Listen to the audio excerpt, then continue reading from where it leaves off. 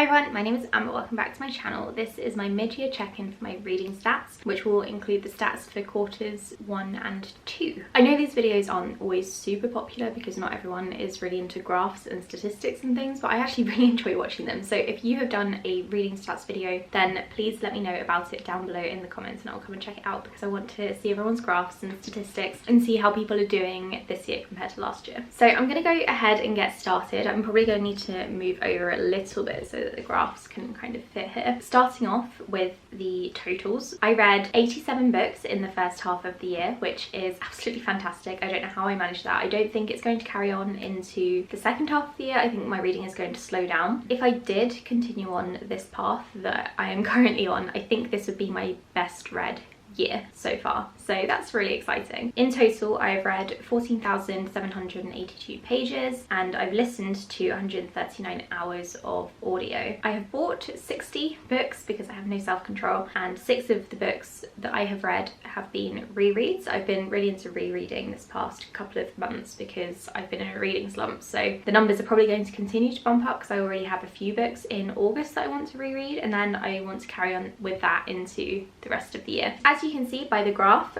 February was my most read month because I was trying to aim for 28 books in 28 days. I didn't quite manage it, but I did read 25 books, which is absolutely fantastic. I have no complaints about that. My second best month was May, and then my reading completely dropped off in June. I only read 5 books, which is very unlike me. I don't know what happened there. Well, I do. I had some home renovations going on and everything was really stressful. Same as in March, actually. Work was very stressful in March. I got promoted and things were going on at work. I only read 8 books that month. But what I find very interesting about this graph is that I have a peak and then I tend to drop off completely. I think that happened last year as well. I'm going to have to double check when I compare my reading at the end of the year to the previous year, but I'm fairly sure my reading keeps peaking and then dropping off. In terms of the format of the books that I'm reading, I have read 53 physical books, 19 audiobooks and 15 ebooks. I have really been struggling with ebooks this year. I don't know what's happened. I just cannot seem to read on my Kindle. I actually blame a very specific book, and that is House of Sky and Breath, because I was doing absolutely fine with ebooks up until I started reading that book, and then I put it down about a quarter of the way through, didn't pick it up again, and now I'm struggling with any ebook that I pick up. So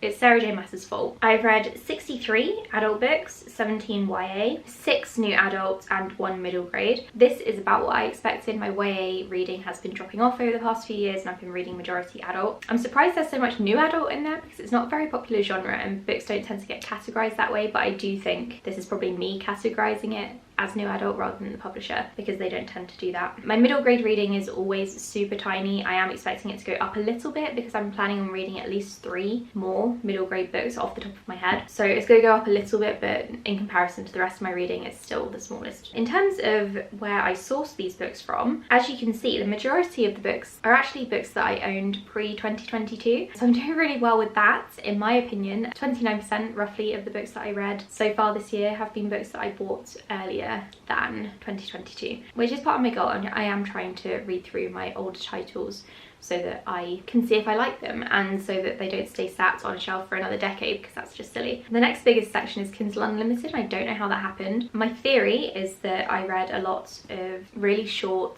audiobooks from Kinzel Unlimited a couple of months ago. They were part of, I think, the Forward collection. I have now paused my Kinzel Unlimited subscription just for the next couple of months so I can save some money, but I do want to get back into reading, first of all, some self-published fantasy because I really wanted to do that back in July for Indie Accords. I didn't quite manage it.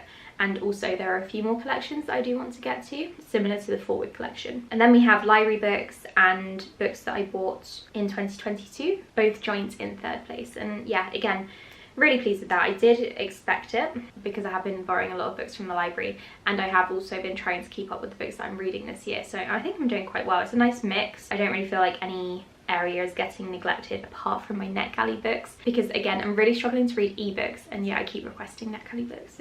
It's a problem. As for type of publication, the majority have been traditionally published, as is always the way with me, but I do have few self-published and indie published books in there. I read 9 of those in total over both groups. I am expecting to add to that a little bit over the rest of the year, but again, traditional publishing is always where I'm going to lean towards the most. For books in a series, I'm actually nearly at 50-50, which is very unusual. Over the past couple of years, I've been avoiding series books because I'm really bad at finishing series. But I'm doing a lot better this year. As you can see, 45% of the books that I have read have been part of a series and 54% have been standalones. I'm sorry I keep looking down, by the way, it's just because I'm looking at my tablet. I'm happy with this. I do want to carry on finishing some series, which brings me on to the next graph, which I call my series situation. I have started, what is it, about 27 series this year, and I have finished 6. Some of them I have DNF'd and I haven't included that in series finished, which maybe I should actually bump that up a little bit. But I'm really bad at finishing series. I am the worst. I always leave the final book in a series. I don't know why. I'm really good at reading up to the final book and then I just stop. I think I just don't want the series to be over. This also makes sense because I do run Recaptains, which is a book recap website where I recap books in a series, except I don't recap the final bit because there's no need for it, which means I'm focusing on other books that do need to be recapped, if that makes sense. My diversity count is going fairly well, I think. As you can see, only 17%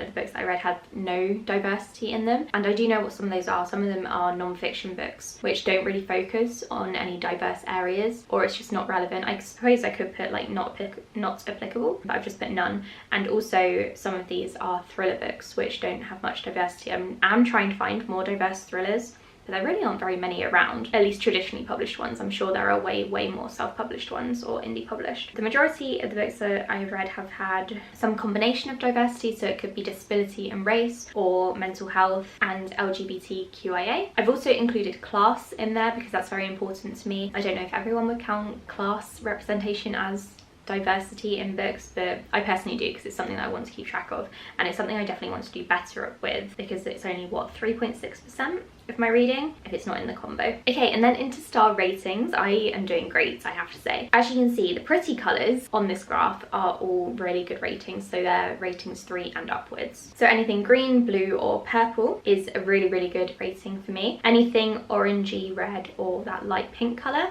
is a bad rating, it's boring, it's 1 star, or it's a DNF. As you can see, the majority of the books that I've read this year have been 3 stars, which is fine, it means they're good. A lot of those have been the ones that I owned prior to 2022, like the ones from 10 years ago, which I really liked, but probably would have loved more if I had read them at the time. And I also gave out a lot of 4 stars and quite a few 5 stars actually as well. I gave out 9 5 stars, I can't remember what those books were, but I'm sure they were great. As you can see, my genre graph is very mixed, and this is always the case because I read a lot of different genres, and I feel like it's even more mixed this year. Contemporary, no, what's that? Paranormal seems to be the highest. I don't know how that's happened. Again, that's probably me reading through old school YA books, which has bumped that up. Contemporary is the highest otherwise though, along with, what's that, sci-fi or thrillers? I think that's thrillers actually. I've read 10 sci-fis and 10 thrillers, so that's going well. I've read 11 paranormal books, 8 non-fiction books, and yeah, the rest are just mixed about a little bit. I've only read 6 fantasy books, which is quite unusual, but because I've been in a couple of reading slumps throughout like March and June, it does make sense because I don't really read fantasy when I'm in a slump, because there's no point in me trying to power through a magical world when I could be reading thrillers that don't really take as much concentration to understand. So this here is my author diversity, which is not really where I want it to be at. So my goal for this year was to make it 50-50 between white authors and authors of colour. As you can see, the amount of white authors that I'm reading is at 60%, which isn't horrendous still, but it's not the 50% that it was at the start of the year. I do blame my reading slumps for this though, because I have been sticking to authors that I already know rather than kind of branching out to newer authors or ones that I had added to my TBR this year who are definitely more diverse than authors from years ago.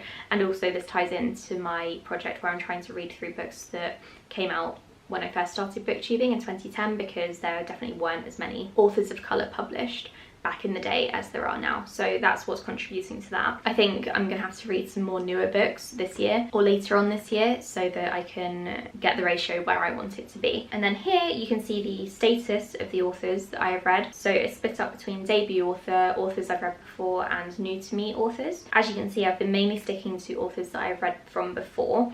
This is basically a comfort thing, I think, and also because of my rereads, that's also contributing to that. I've read a lot of debut authors. About a third of my reading has been debut, which I'm really pleased with because I love supporting debut authors. And I'm not doing the debut author challenge this year, but I'm hoping to bring it back next year. I will actually be keeping track of debut authors, whereas right now I'm not. And then I've read only 22% new to me authors. I do want to improve that later on this year. And then there's only a couple more graphs to go before we get to my favourite graph, which is the map. This is my publication years graph, which again, I say this in every video, I absolutely hate. I don't know why it won't list the years in order. I've tried doing different graphs, I've tried starting it all over again. It's just not doing it. So Excel needs to sort it out. As you can see, hopefully, if you can read this graph, and the majority of my reading has been books from 2021, followed by 2019 and 2020, so that makes sense. They are obviously books that I acquired before 2022, but they're not old school books. 2022 is actually quite far down. As you can see, I've read less than 4 books published this year, and I was very surprised to see this. Normally I try to keep up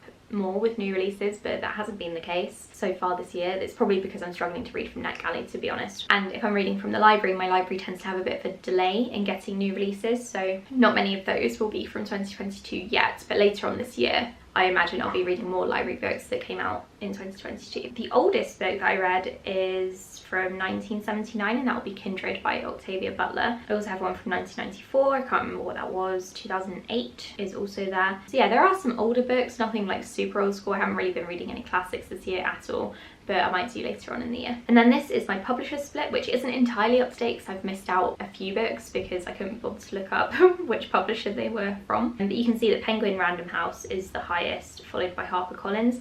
Penguin Random House own a bunch of offshoots, basically. I can't remember the word off the top of my head, but they're a really massive publishing house since they combined Penguin and Random House. So that's probably why Penguin Random House is the biggest there. And then HarperCollins I am approved for on NetGalley, and I did used to buy a lot more from them back in the day, so the old school books that I'm reading will probably be from HarperCollins because that's what I used to buy. And then we're on to my world map, which I love. So every year I do a world map where I try to read as many books from around the world as possible. This focuses on books that are set in different countries, not necessarily authors who are from different countries, but I always try to have them be own voices because that's what I'm really trying to achieve here. I'm not really interested in kind of a UK backpacker going around South America. I mean, I am, but I'm not interested in tracking it in the same way. So as you can see, I'm making really good progress in Europe and a little bit of progress in Asia. As you can see, I've read a lot of books from the UK, I've read some from France, Poland, Greece as well. Moving over towards Asia, we have one book set in Jordan and one in India,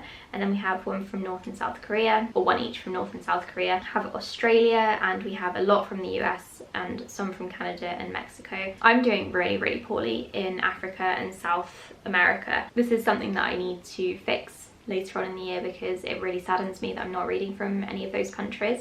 I am currently in the middle of a book from Ethiopia, and I have one coming up set in Nigeria, but I'm really struggling to find books to buy that are set in South America. I don't know what it is, but there are hardly any that are really promoted, and that's really annoying. So I'm gonna have to do a lot more research in order to find those. I was actually looking for fantasy books, or like urban fantasy in particular, and also thrillers set in South America because that's kind of where my interests lie, but I couldn't really find many modern ones. So I'm gonna have to do, like I said, a lot more research and try to find some more because I do want to fix that. So those are my reading stats. Let me know what you thought of them and if anything really stood out to you, if you found anything really interesting. I love stats, like I said, and if you have any suggestions for the future of things I could add, that would be really cool too. I now want to talk about my goals very briefly. I can't remember what most of them were, and I don't think I've written many of them down. Let me just double check.